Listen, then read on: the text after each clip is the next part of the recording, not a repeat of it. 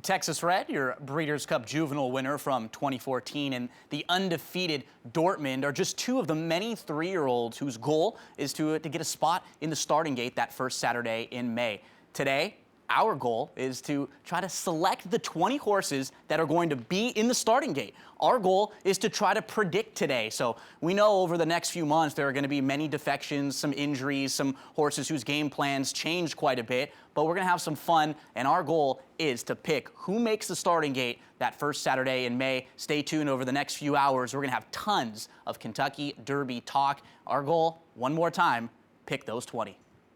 As of right now, we are 71 days away to the 141st running of the Kentucky Derby. And what you see behind us at the touchscreen is you have over 73-year-olds in which Gino is going to try to predict the 20 horses that are going to make up the starting gate in the Kentucky Derby on May 2nd. Before we start talking horses and moving these horses into the spots here, Gino, let me ask you your starting point. Something like this. Over 70 days away, where did you start with this task? When I was making this list, what I did is I used the point standings. Okay. Every horse that has a point, even 1 point, and that has not been declared off the Derby trail is on this list.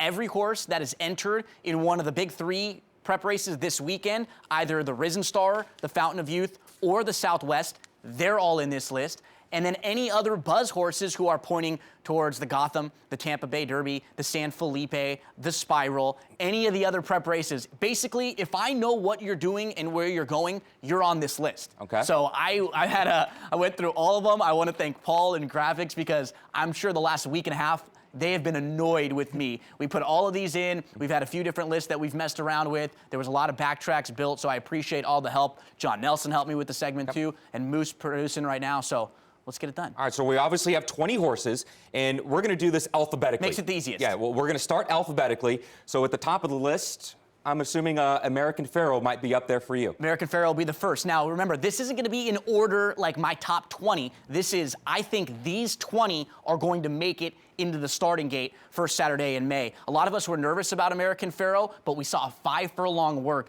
this past weekend. And remember, American Pharoah, he's pointing to the Rebel. He already has 10 points. He's on the top half of the list. So Rebel, Arkansas Derby, really, if he hits the board in one of those races, he's in with his 10 points already. He's your champion 2-year-old. I think he's going to be on many folks' lists. So I think American Pharoah's in. All right, who else is going to be on this? American Pharoah number 1, as we mentioned. We're going to go alphabetically. Who's going to be number 2 on here for you? We're going to move down, and we're going to pass some horses that are racing this weekend. We're going to go to Carpe Diem. Seize the day, Joaquin. Winstar Todd Pletcher. Carpe Diem. Pointing to the Tampa Bay Derby, 14 points. We remember was behind Texas Red, was your runner-up in the Breeders' Cup Juvenile. Very, very nice horse. The monster win in the Breeders' Futurity at Keeneland last year. So I think he'll be in. He's pointing towards the Tampa Bay Derby. He's already got 14 points, so he doesn't really have to do a lot to make it into the starting gate. That's key. Some of these horses who are at the top of the points list, all they have to do, they hit the board once in either of their next 2 preps, and they're in. Not only is it hard to keep track of horses that are just on the Derby points list, it's also really hard to keep track of the 3-year-olds that haven't accumulated any points, that maybe just have a maiden win or are coming off a first-to-level allowance score. As I take a look at your horse who is number 3 on the list, I know nothing about Danzig's Moon. Inform me, who is Danzig's Moon? Danzig Moon just broke the maiden at Gulfstream Park very impressively for Mark Castley, owner John Oxley. Julian Leperoux was in the irons. This is a horse who had been one that was knocking on the door, seconds, thirds in minor awards, stretched out, very impressive, bred beautifully. And I spoke to Norman Cassie, sent him a message on Twitter the other day. He said they're pointing with a good gallop to the Tampa Bay Derby. And then after that, options. The Cassies a lot of times have horses in the bluegrass. So I think we're going to see Danzig Moon get a couple shots to get into the Derby. One thing that Norman told me, he has very high hopes for this one. He thinks it's one of their betters. So Danzig Moon, I think, will be a horse who right now, there are going to be 5 out of the 20 that I select that have 0 points right now. So 1/4 of the Derby field has no, in my opinion, have 0 points right now that is going to be in the starting gate come first Saturday in May. Okay, well, on February 7th, we had a showdown in the San Antonio between Shared Belief and California Chrome.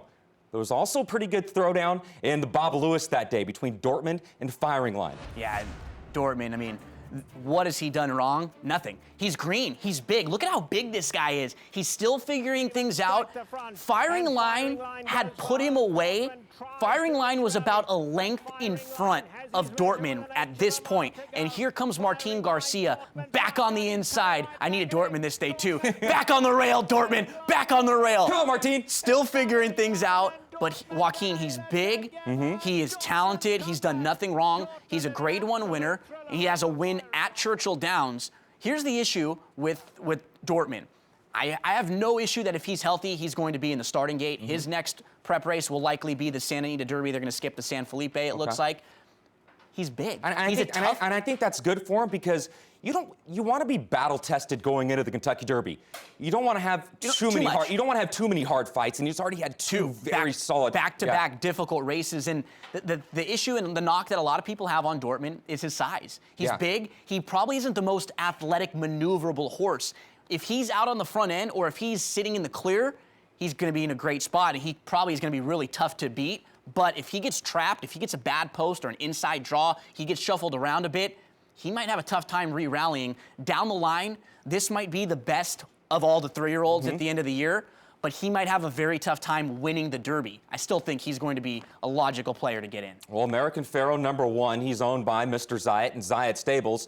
Number 5, also owned by Mr. Zayat, and that is El Kabir, who's already had a lot of races. He has a lot of seasoning coming in to the spring races this year. He's at the top of the points list right now. He has 25. He could probably get in as is. Now, we're looking at the withers, and the 2 horses that are be next on my list both exit this race. El Kabir, and then the horse who beat El Kabir, Far From Over, who was so impressive that day, Joaquin, for Todd Pletcher. I did have a little bit of an issue with this race. I honestly think El Kabir could have won. Far From Over missed the break, probably was the best horse this day, but I still think El Kabir could have run the race. He was sent up too early. He dueled about halfway around the race with a pace setter, and I don't think he needed to. He was sitting nicely behind, but he engaged early on. I didn't like it because I thought it was an in-between.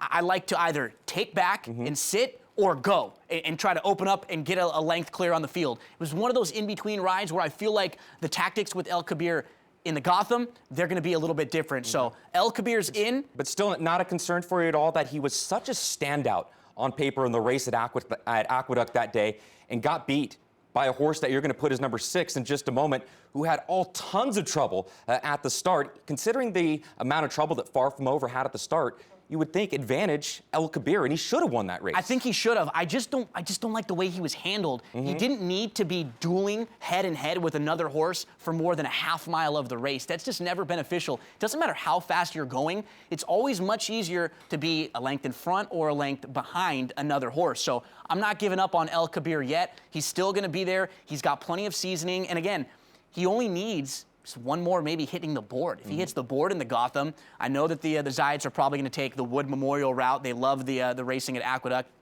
so they'll attempt to win the Wood with El Kabir. So El Kabir's in, and we can go ahead to number 6, the horse who beat El Kabir last time out. I mean, that was really, really impressive. You cannot knock what he did, even though I think El Kabir could have been a little better that day.